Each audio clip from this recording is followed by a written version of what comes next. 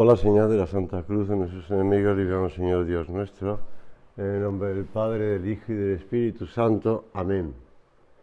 Señor mío y Dios mío, creo firmemente que estás aquí, que me ves, que me oyes. Te adoro con profunda reverencia.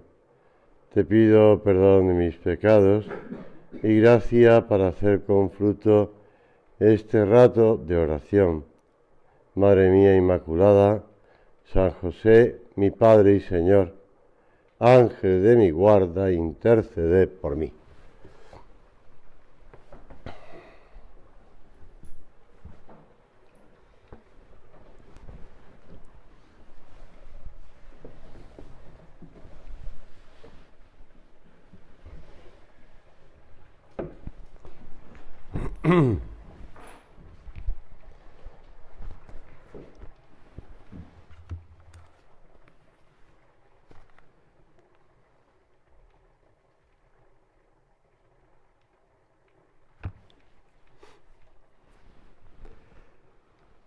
Dice los Hechos de los Apóstoles que entonces regresaron a Jerusalén desde el monte llamado de los Olivos, que está cerca de Jerusalén a la distancia de un camino permitido el sábado. Y cuando llegaron, subieron al cenáculo donde vivían Pedro, Juan, Santiago y Andrés, Felipe, Tomás, Bartolomé y Mateo, Santiago el de Alfeo y Simón el Celotes, y Judas el de Santiago. Va enumerando uno a uno el Evangelio y añade: todos ellos perseveraban unánimes en la oración, junto con algunas mujeres y con María, la madre de Jesús, y sus hermanos. Hay que ver cómo llueve, hoy. Pues este pasaje del Evangelio, de los Hechos de los Apóstoles, que tantas veces hemos meditado, nos ayuda a comenzar este rato de oración sobre la intención mensual. La intención mensual, que no es intención mensual porque es para todo el año, desde octubre de 2022 hasta octubre de 2023. Los creyentes saben que la oración unida y perseverante puede alcanzarlo todo.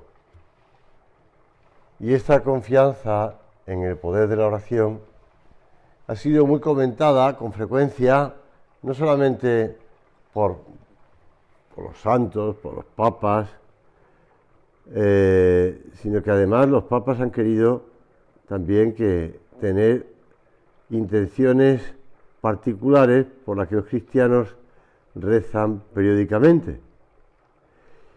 Al mismo tiempo, también hablan de la acción, oración y acción. Las intenciones de la oración se traducen en un profundo trabajo apostólico en los diversos ambientes. Y por este motivo, San José María, desde hace ya bastantes años, desde mediados de los años 50, comenzó a proponer para todos los miembros del Opus Dei una intención mensual que fuese el objeto de la oración, de estudio y de trabajo apostólico de muchas personas. Y siempre decía San José María que el arma del Opus Dei es la oración, que no tenemos otra arma, otro medio para vencer que la oración. Y por eso encomendaba a la oración de todos los miembros de la obra, pues esas intenciones, llamadas intenciones mensuales, aunque a veces no eran solamente mensuales, sino que a lo mejor podía ser durante una temporada o incluso un año. Y no solamente el fundador de la obra, sino que también sus sucesores al frente del Opus Dei han ido sugiriendo intenciones específicas por las que rezar y actuar. No solamente rezar y actuar. De algún modo, nuestro Padre pretendía que todos sintieran las necesidades de la obra, de la Iglesia y del mundo, y rezaran y trabajaran todos a una. En esa historia del borrico de Noria, que estos días recordaba, porque como estamos en el Prado con el 50 aniversario de cuando San José María estuvo en esas tertulias y visitando el colegio El Prado, pues una de las historias que tienen los niños para leer es la historia del borrico de Noria. Pues cuando habla del borrico de Noria, habla de cómo los borricos causan asombro de los demás animales más grandes y más fuertes, porque todos a una, en recua, pues tiran de la piedra o de lo que hay que mover, aunque sean pequeñitos y aunque sean con poca envergadura y con poca fuerza. Pero todos tiran al unísono y consiguen mover aquello que se pretende. Por eso todos a una. Con el paso del tiempo, la intención mensual se ha seguido concretando en la prelatura de diversas maneras y duraciones, ya decía antes, meses, un año. Por eso, la que el Padre nos ha propuesto para este año 2022-2023 no nos sorprende, porque no es la primera de un año. Y dice así: pidamos al Señor la gracia de servir con toda nuestra vida a la Iglesia. Así es el primer punto. Con este propósito recemos Corunum et Anima Una, muy unidos al Padre, por los trabajos que ha pedido el Papa a la obra en el motu proprio al Charisma Tuendum. Es el primer punto. El segundo punto dice: procuremos promover con detalles concretos la unidad en nuestra familia espiritual y con todos los cristianos para servir a la Iglesia como la Iglesia quiere ser servida. De este modo contribuiremos a la evangelización del mundo desde la belleza del carisma recibido por San José María. Servir a la Iglesia. Y servir a la Iglesia como la Iglesia quiere ser servida, decía siempre San José María, y lo repetía de un modo u otro.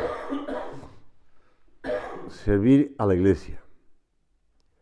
Ama, venera, reza, mortifícate cada día con más cariño por el romano pontífice, piedra basilar de la Iglesia que prolonga entre todos los hombres a lo largo de los siglos y hasta el fin de los tiempos aquella labor de santificación y gobierno que Jesús confió a Pedro. Es un punto de los primeros de Forja, que allí San José María pues subraya el ama, como le gustaba mucho, como ir concretando: ama, venera, reza, mortifícate. Bueno, pues es una primera idea que podemos hablar con el Señor, cómo estamos nosotros de ese modo.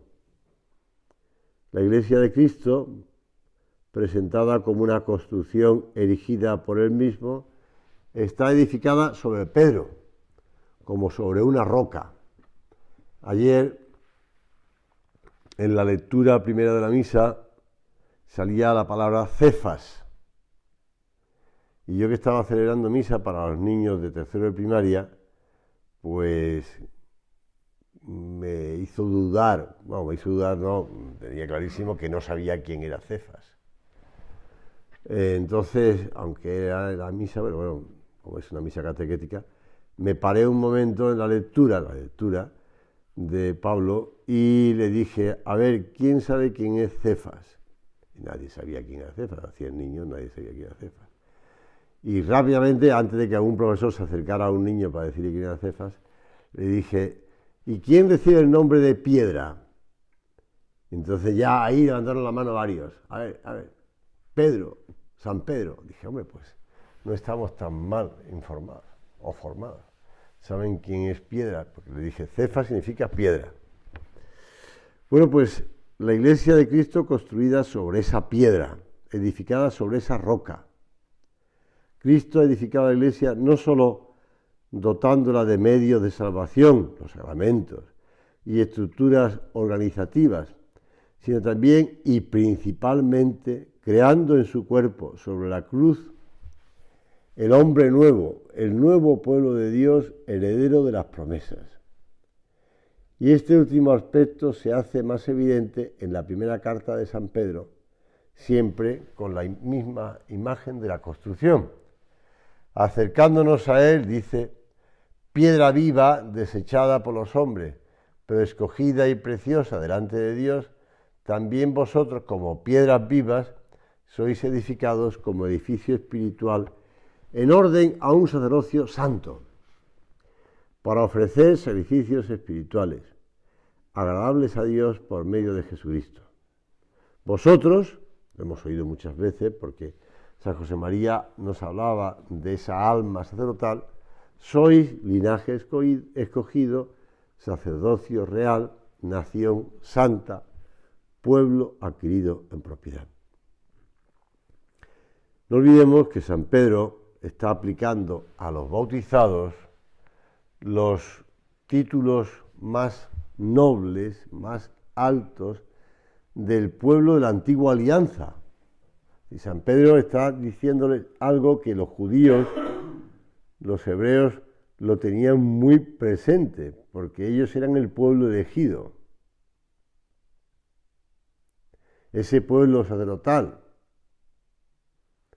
esa nación consagrada por Dios.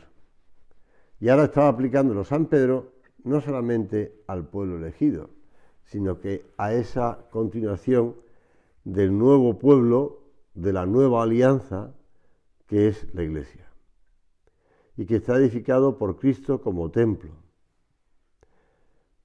Por eso, cuando San Pedro le está dirigiendo a los hebreos, o judíos, esas palabras, ellos están entendiendo perfectamente que los que siguen a Cristo son el nuevo pueblo de Dios. Y que además ese pueblo no ha sido adquirido con una alianza con la sangre de un cordero o de muchos corderos, sino con la sangre redentora de Cristo. Porque Cristo es el que ha derramado su sangre en la cruz por la Iglesia. La Iglesia es de Cristo, porque la adquirió con su sacrificio redentor y la edificó en su cuerpo sobre la cruz. Por esto, cuando Cristo dice, mi Iglesia, en el adjetivo mía vibran la fuerza y el drama del Gólgota. Y añadí después, sobre esta piedra edificaré mi Iglesia, significa asociar a Pedro de un modo singular a la obra admirable que habrá de realizar sobre la cruz. No es simplemente algo organizativo, no es simplemente algo, digamos, si quieres, de afinidad de pueblo o de que somos todos galileos, ¿no? Por eso Cristo lo está resaltando, lo está subrayando. Santa Catalina de Siena hablaba de Cristo en la tierra, para referirse al Papa. Y le gustaba designar al Papa de ese modo. En una de sus cartas decía, vosotros sabéis bien que Cristo dejó a su vicario, y esto lo hizo para remedio de nuestras almas, porque no podemos tener salud más que en el cuerpo místico de la Santa Iglesia, cuya cabeza es Cristo, y nosotros somos los miembros. Y el que no sea obediente a Cristo en la tierra, el cual hace las veces de Cristo en el cielo, no participa del fruto de Hijo de Dios. Es una de las cartas de Santa Catalina de Siena esa santa que es intercesora de la obra y que San José María le tenía tanto cariño. Por eso, con esa idea clara de que la Iglesia ha salido del costado de Cristo, ¿cómo podría no amar yo aquello por lo que Jesús murió en la cruz? Por lo que entregó toda su sangre hasta el último aliento. ¿Cómo podría yo amar a Cristo sin amar al mismo tiempo aquellas cosas por las que Él dio su vida? La Iglesia formada por personas que pueden ser buenas, malas, mediocres, santas, pecadoras, todo eso junto. Y sigue siendo la esposa de Cristo. ¿Puedo amar al esposo despreciando a la esposa? Y alguien puede pensar, pero ¿cómo puedes amar a alguien que ha traicionado tantas veces al Evangelio? A alguien que tiene tan poco que ver con lo que Cristo soñó que fuera. ¿Es que no sientes al menos nostalgia de la iglesia primitiva?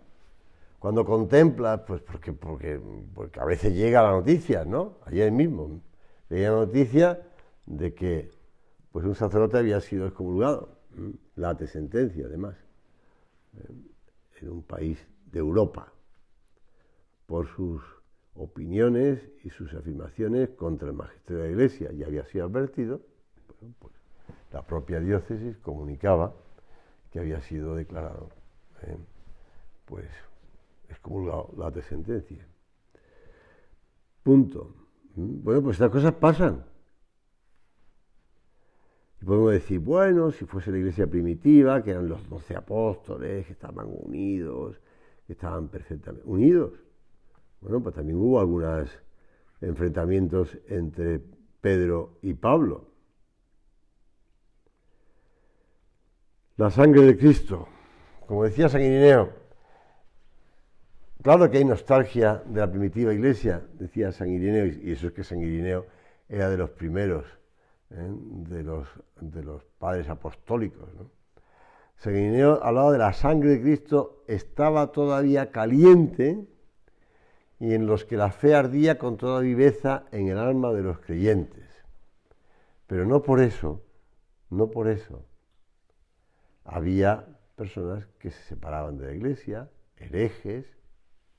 Ayer leía sobre una herejía que nunca había oído yo nombrar y que tenía que ver con la Virgen.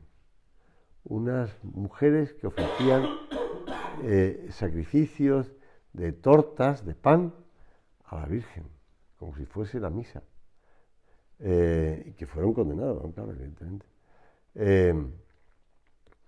Nosotros hemos de considerar siempre en nuestra oración y tener muy presente lo que San José María ya en los años 40 escribía. La única ambición, el único deseo del Opus Dei y de cada uno de sus hijos es servir a la Iglesia como ella quiere ser servida. El centro y el final de mi amor es Cristo. Pero ella, la Iglesia, decía San Irineo, es la cámara del tesoro, donde los apóstoles han depositado la verdad que es Cristo. La sala donde el padre de familia celebra los desposorios de su hijo, escribe otro padre de la Iglesia, en este caso San Cipriano.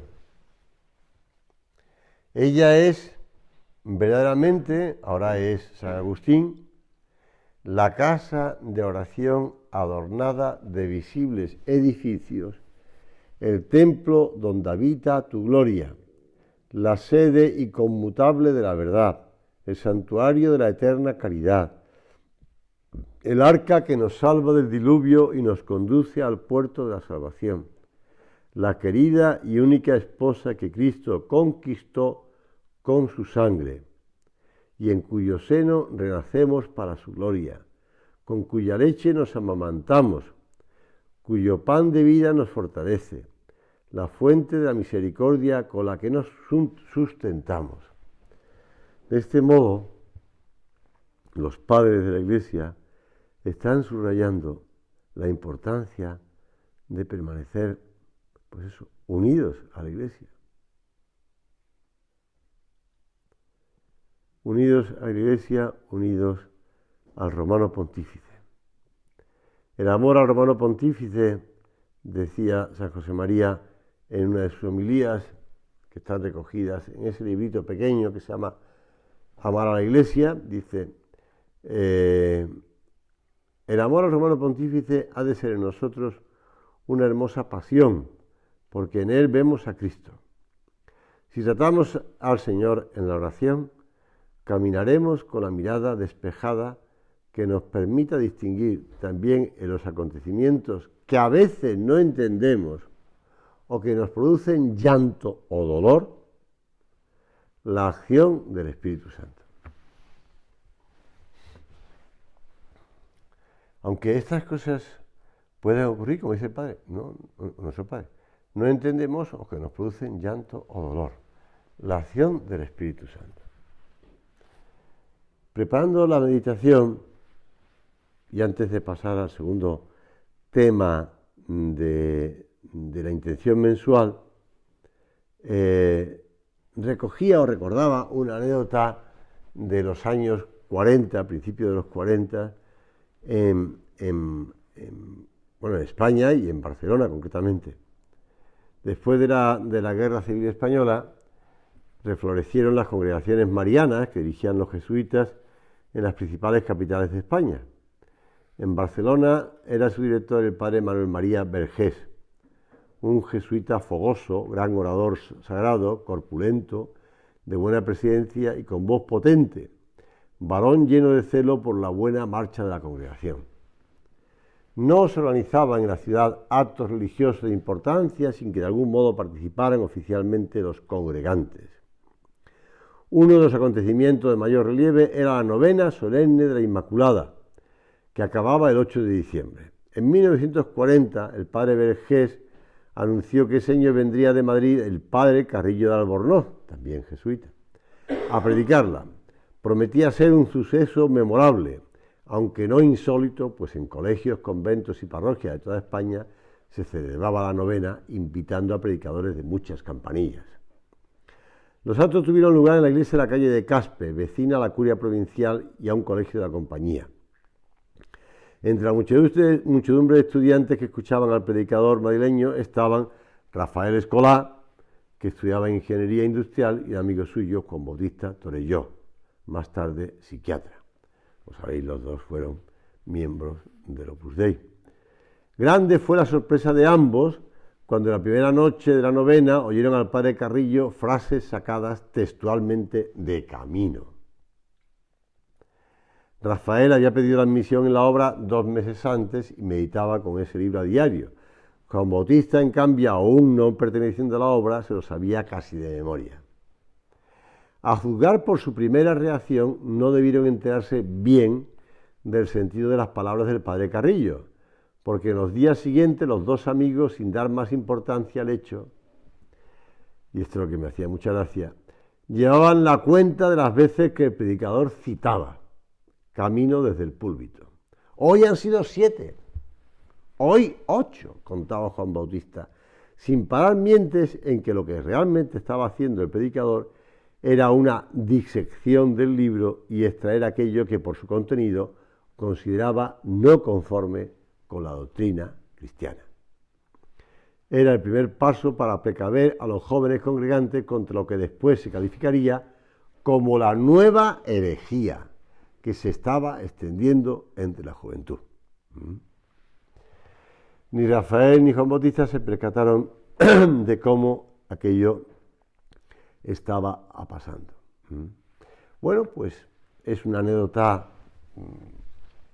si quieres tú, simpática, porque aquellos dos buenos estudiantes no se enteraban de que estaban atacándoles con puntos de Camino que ellos sabían de memoria y que se consideraban libro herético y que incluso fue quemado. Bueno, con el tiempo, por el propio Pablo VI lo utilizaba como libro en su mesilla de noche, ¿no? pues bueno, pues es las cosas que han ido ocurriendo. Realmente lo que hemos de hacer nosotros es no como estos, ir contando el número de veces que pueden atacar al Opus Dei, pero sí de rezar. Por eso pidamos al Señor que nos mantenga siempre como fieles hijos de la Iglesia y del Papa, unidos. La segunda parte, para mí, pero pienso yo, de la intención mensual habla de que procuremos promover con detalles concretos la unidad en nuestra familia espiritual. Cosa que también, pues, es un buen cometido para todo este año, con propósitos concretos y con detalles concretos. La unidad en nuestra familia espiritual. Recordáis que el 19 de marzo del 2022 el padre, el prelado del Opus Dei, escribía una carta hablando de la fidelidad a la vocación y hablando de que esa fidelidad personal a la propia vocación en la obra está relacionada con la fidelidad, con la permanencia de la obra como institución en fidelidad al querer de Dios, para ella como lo transmitió el fundador. Por eso podemos rezar, trabajar, para fomentar y seguir manteniendo esa unidad entre nosotros en la obra, evitando y apartando los motivos que nos puedan, pues, separar, desde la crítica, desde la murmuración, desde el considerar a los demás ajenos, pues eso, a la familia, a nuestra familia, y pues entender que podemos o tenemos derecho, pues, a hacer cosas que nos separen de los demás, buscando, pues, el facilitar la unidad con la corrección fraterna. Una fidelidad, decía el padre en esa carta, que excluye tanto lo que sería un superficial afán de cambios como una actitud a priori contraria ante todo lo que sea o parezca una cierta novedad. Por esta vocación, y está citando a San José María, por esta vocación nuestra estamos presentes en el mismo origen de los rectos cambios que se dan en la sociedad y hacemos también nuestros los progresos de nuestra época. Por esto, añade el padre, hemos de comprender y compartir las ansias de nuestro tiempo y a la vez no pretender adaptarnos a cualquier moda o costumbre, por muy actual y extendida que se manifieste, si resulta contraria al espíritu que Dios nos ha transmitido mediante nuestro fundador. Me paro aquí un momentito, porque podemos ver cosas que realmente nos pueden atraer, porque vemos que puede haber como facilitar el apostolado, que puede facilitar el conocer a más gente o el que acercar a más gente a Dios. Bueno, nosotros a lo nuestro, ¿no? Y en nuestro camino y con los medios que hemos vivido desde siempre, de que nuestro padre, pues por querer divino, fundó el Opus Dei, como hemos recordado hace 4 días o 3 días. Y añade además el padre, incluso por ser inadecuada al tono humano y al aire de familia propio de la obra. También hemos de luchar para evitar cualquier cosa que vaya en contra del tono humano, en el modo de vestir, en el modo de comportarnos, en el modo de hablar, en el modo de tratar a las personas de casa, en el centro, fuera del centro, etc. Vamos a terminar la meditación porque ya es la hora.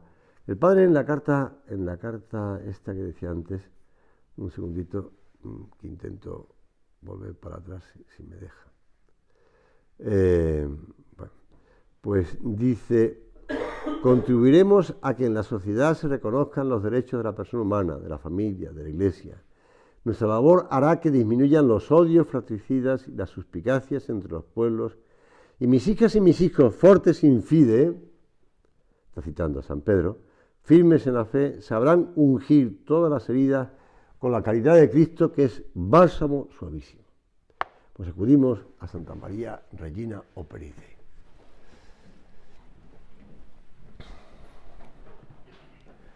Te doy gracias, Dios mío, por los buenos propósitos, afectos e inspiraciones que me has comunicado en esta meditación. Te pido ayuda para ponerlos por obra. Madre mía Inmaculada, San José, mi Padre y Señor, Ángel de mi guarda, interceded por mí.